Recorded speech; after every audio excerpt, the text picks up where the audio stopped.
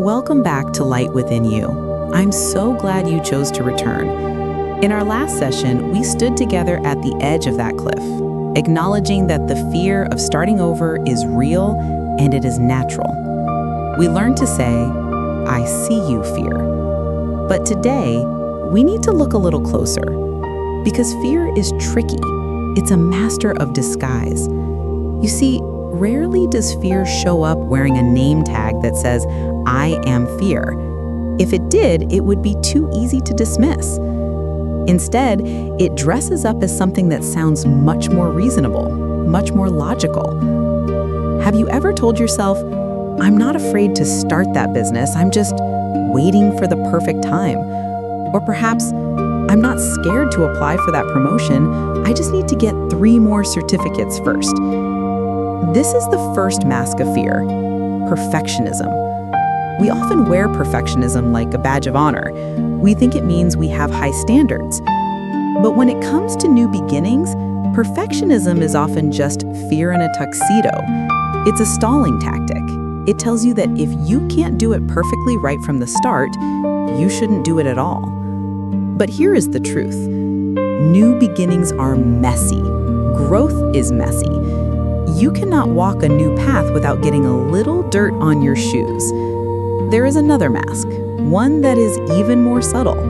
It's called logical preparation.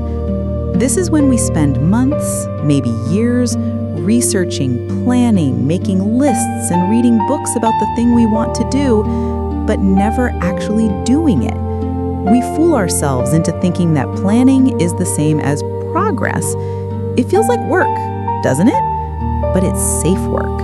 It's work that doesn't require you to risk anything. I want you to pause for a moment and ask yourself, that thing you want to start, are you truly preparing for it?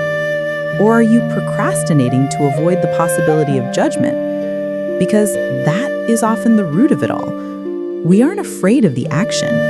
We are afraid of the reaction.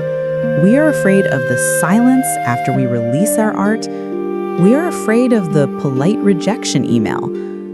We are afraid that people will look at us trying something new and say, "Who does she think she is?" This fear of imposter syndrome, feeling like a fraud, is the heaviest chain of all. It whispers, "You aren't good enough to start over. You're too old. You're too young. You don't have the talent." But listen to me closely. That voice, it's a liar. It is trying to keep you small, because small is safe.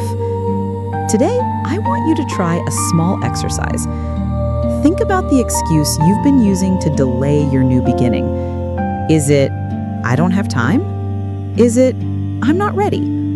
Now, gently peel off that mask. What is underneath? Usually, it's a simple sentence. "I am scared I won't be enough."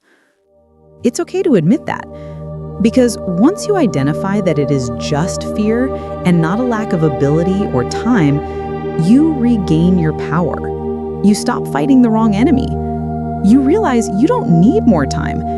You need a little more courage. And courage doesn't mean you stop being afraid. Courage means you don't let the fear stop you.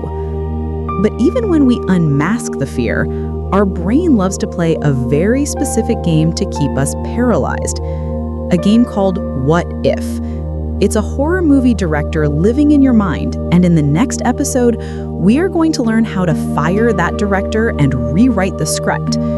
Join me next time as we turn the lights on the worst-case scenarios.